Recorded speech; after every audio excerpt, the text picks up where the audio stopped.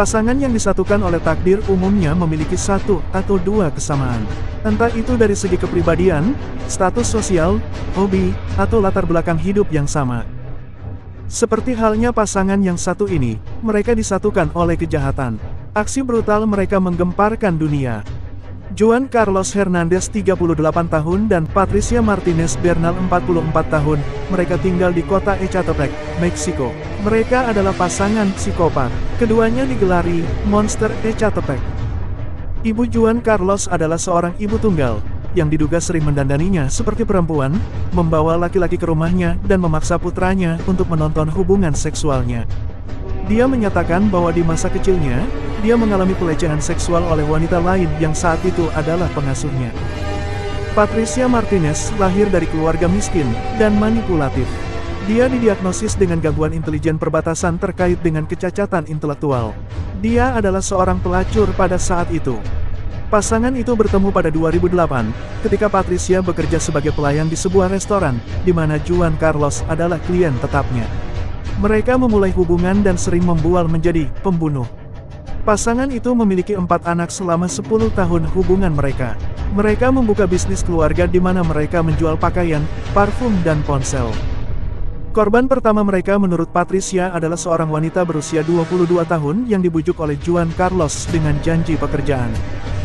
Di rumah mereka, Hernandez membawanya ke kamar mandi tempat dia memperkosa, memenggal, dan memotong-motongnya. Martinez menahan anak-anak mereka di luar rumah saat pembunuhan terjadi. Setelah pembunuhan itu, Martinez memasak sebagian tubuhnya dan memakannya bersama suaminya.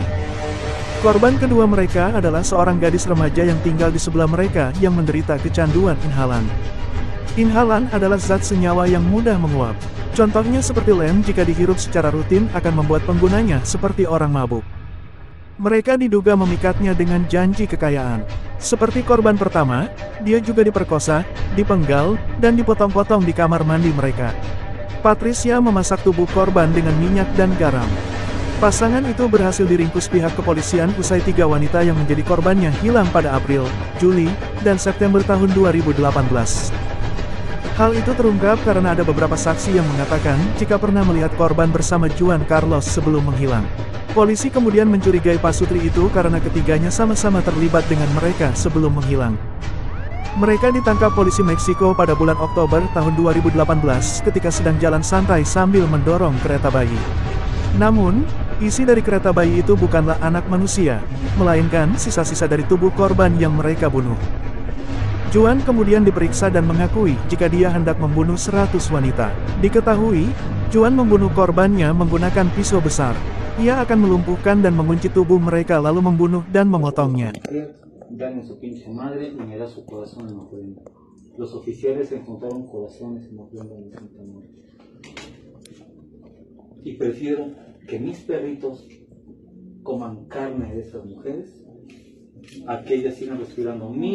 Oxígeno.